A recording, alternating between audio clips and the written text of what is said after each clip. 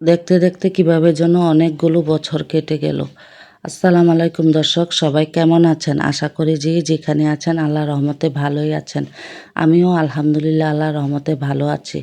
তো আজ থেকে ২৯ বছর আগে এই দিনে আমার বিবাহ হয়েছিল। তো আজ আমার বিবাহ বার্ষিকী। তো আমার বিয়ে হয়েছে ২৯ বছর পূর্ণ হলো। তো এই দিনটা তো সব মেয়েদের জন্য খুবই একটা স্পেশাল থাকে। কিন্তু আমার জন্য এই দিনটা স্পেশাল না। কারণ আমি এই দিনটাকে স্পেশাল কিছু মনে করি না। এই দিনটা আমার জীবন থেকে অনেক কিছু কেড়ে নিয়েছে। এই দিনটা আমার জীবনের যে শৈশব, কৈশোর সব কিছুই আমার কেড়ে নিয়েছে। যেই বয়সে আমি হাসি ঠাট্টায় মেতে থাকার কথা ছিল, ওই বয়সে আমি স্বামী, সন্তান, সংসার নিয়ে ব্যস্ত থেকেছি। তো এইজন্য এই দিনটাকে আমি স্পেশাল কিছু মনে করার মতো আমার কাছে কোনো কিছুই নেই। আর আমার কাছে তেমনভাবে এই দিনটা মনে থাকে না। আজকে শুধু মনে রেখেছি আপনাদের সাথে শেয়ার করব বলে, এইজন্যই আপনাদের আজকে এই দিনটার কথা মনে রাখা। তো এই দিনটার মধ্যে আরও একটা জিনিস ঘটেছে, ওইটাও আমি আপনাদের সাথে শেয়ার করব। তো আগে প্রথমে আমার বিয়েটা কিভাবে হলো ওইটাই আপনাদের সাথে শেয়ার করি। তো সেদিন ছিল শুক্রবার। তো আমার তো স্কুল বন্ধ, ওইদিন বন্ধ ছিল। আমার দ্বিতীয় সাময়িক পরীক্ষা চলতেছে। তো আমি হঠাৎ করে আম্মার কাছে শুনলাম আমাদের বাসায় কিছু মেহমান আসবে। তো মেহমান যারা আসবে তারা আগে থেকেই আমাদের আত্মীয় ছিল। তো এইজন্য আমি ঘরদুয়ার গুছিয়ে রেখেছি। গুছিয়ে আম্মার সাথে কাজে সাহায্য করতেছি। তারপরে হঠাৎ করে দেখলাম একটা মাইক্রো করে ১ মাইক্রো মানুষ এসে উপস্থিত হলো। তো আমি আম্মা শরবত নাস্তা দেওয়া দিতেছি। সবার সাথে কথা বলতেছি। তারপরে একজন এসে ওদের মধ্যে একজন এসে আমাকে নিয়ে গেল। নিয়ে আমাকে নাক ফুল পরিয়ে দিল, তারপর শাড়ি পরিয়ে দিল। তো আমি তো কিছুই বুঝতে পারিনি। আমি তো এই জিনিসটা বুঝিনি যে ওনারা আমার বিয়ের জন্য আসছে। আমি বুঝেছি, আমি ভেবেছি যে ওনারা আমাদের আত্মীয়, আমাদের বাসায় আমাদেরকে দেখতে এসেছে বা বেড়াতে এসেছে। এইটা ভেবে আমি আম্মার সাথে কাজ করতেছিলাম। তা আর আমার শ্বশুর যখন আমার জন্য এই বিয়ের কথা বললেন, তখন আমার আব্বা এই বিয়ে থেকে কোনো রকমই রাজি ছিলেন না। কারণ এই বিয়ে আমার বড় বোনের সাথে আমার বড় ভাসুরের বিয়ে ঠিক হয়েছিল। আমার ভাসুর বিয়ে করে নাই।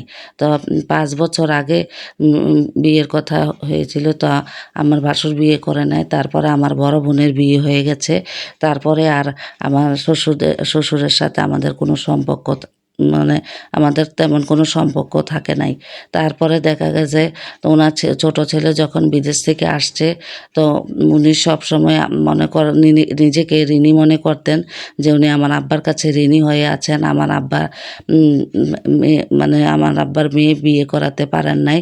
তো এইজন্য উনি আমার জন্য প্রস্তাব দিয়েছিলেন। কিন্তু আমার আব্বা রাজি হয় নাই। আব্বা বলেছেন যে আমার মেয়ে অনেক ছোট, ওকে এখন আর বিয়ে দেব না। অন্যান্য মেয়েদেরকেও আমি কম বয়সে বিয়ে দিয়েছি, ওকে আর এবার কম বয়সে বিয়ে দেব না, এটা বলে। কিন্তু আমার শ্বশুর তখন ১ মাইক্রো মানুষ নিয়ে আমাদের বাসায় হাজির হয়। তারপরে আব্বা তো রাজি নাই, ভাইয়েরাও রাজি নাই, কেউ রাজি নাই।